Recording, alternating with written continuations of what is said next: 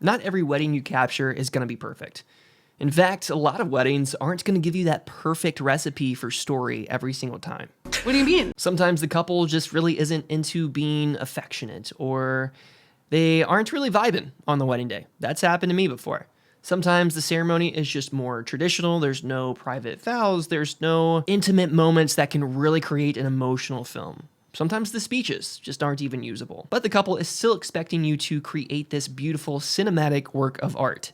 So today's video, I'm going to dive into 9 editing tips that can help you take a boring wedding and make it interesting. Number 1 is don't force it. Most times we overthink the process, and once we get going in our edits, the film unfolds really the way it was intended. Because what's boring for us is honestly magic for the couple. Because at the end of the day, it's really not about the flashy edits, and you'd be surprised how powerful a chronological wedding video can be for your couple. Number 2 is to use music to drive the emotion. Music is the driving force of emotion in your film, especially when you lack any dialogue. And using songs that are packed with beautiful lyrics and make you feel something when you listen to it is really the best recipe. And some of my favorite artists on MusicBed that create this ethereal feeling is By the Coast, Chapters, and Secret Nation.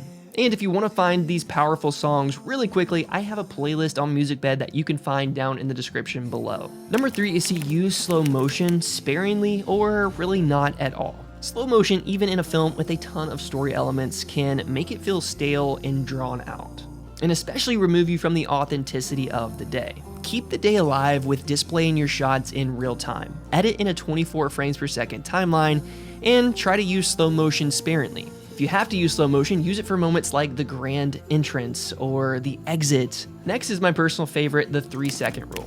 The secret to making any wedding film not feel boring really lies within your pacing, which is the timing within your scenes. You don't want your film to drag on, and you also don't want it to feel too fast. And finding that middle ground really is an art form in of itself.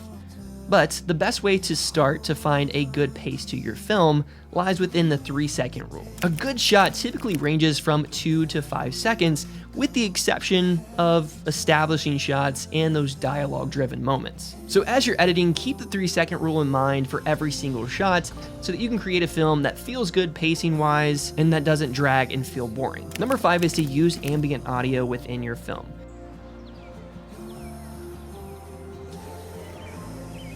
Oh my god! It was so good. Is it what you were thinking? This is a great technique to really fill in those gaps, fill in that space, and create this atmosphere within your story. Whether you are showcasing the location or you have people talking within your frame, using ambient audio can fill in those gaps and make your film feel genuine even if it's not super emotional. And if you don't really have great ambient audio to use, maybe you're filming the bride getting ready and there's music and you can't really use that within your film, then just rely on the music to keep things progressing. Next is to show, don't tell. Instead of using text or things on screen that can distract your viewer, use visuals and actions to convey that emotion instead of using text and dialogue. Let those genuine interactions throughout the day really progress your film. Number 7, don't use more than you need. Now, too often I see films where the speeches are thrown in or unnecessary shots are just squeezed into this film because you feel obligated.